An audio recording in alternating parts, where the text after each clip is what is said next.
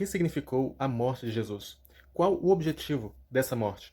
Para a teologia cristã, a morte de Jesus foi como um remendo para os erros da criação. Adão e Eva, no paraíso, pecaram, caíram do seu estado de pureza ao comerem o fruto proibido. E a partir daí, o pecado entrou no mundo.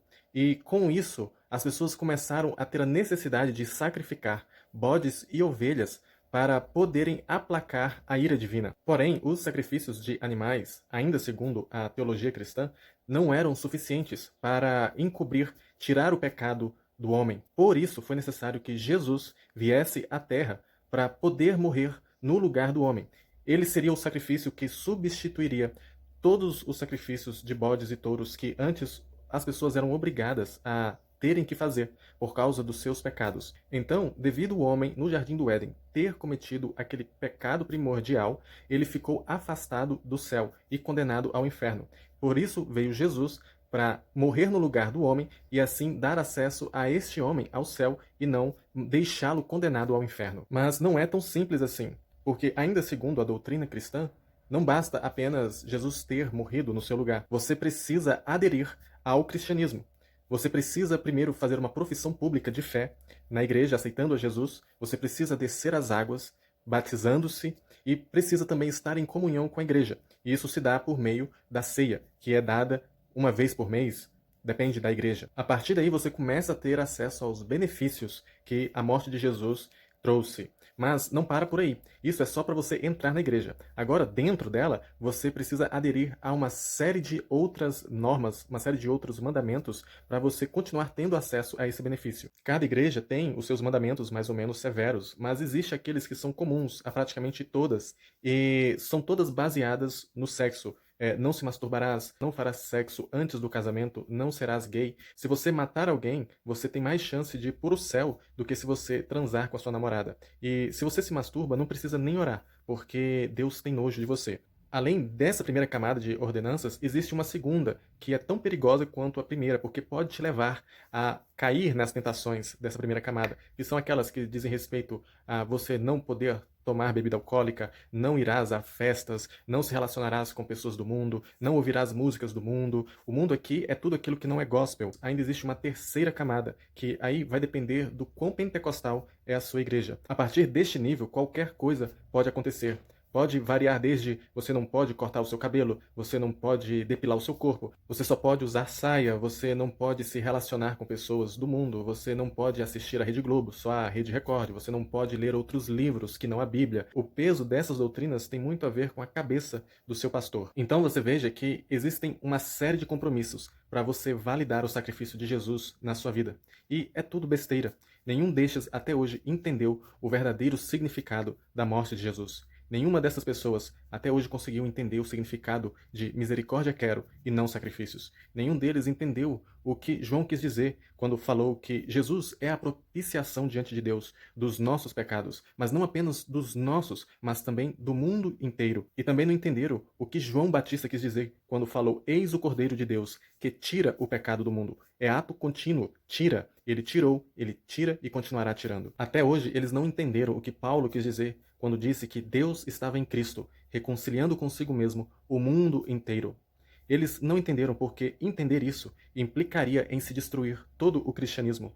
A morte de Jesus significa que não existem mais acusações a serem apresentadas diante de Deus em relação ao homem. A morte de Jesus é a garantia de que o homem está eternamente perdoado diante de Deus, independentemente de quem esse homem seja, independentemente do que ele tenha feito. O sangue de Jesus garante o perdão de Deus para todas as criaturas. Ok, mas é um perdão que é dado eternamente para todo bandido, para todo criminoso, para todo corrupto?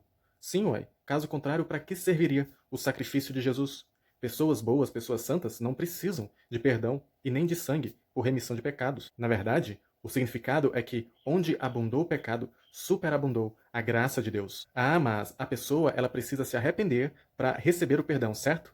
Não, na verdade, o perdão já foi dado para todas as criaturas, antes mesmo que qualquer uma delas tenha cometido alguma maldade ou pecado. Por isso que se diz que Jesus, O Cordeiro de Deus foi imolado antes da fundação do mundo. O segredo que estava oculto desde a fundação do mundo se revelou quando o Cristo de Deus se encarnou em Jesus e revelou no tempo e espaço algo que já havia acontecido antes que qualquer tempo ou espaço houvesse sido criado. Portanto, o perdão de Deus é a condição essencial para a criação de qualquer criatura.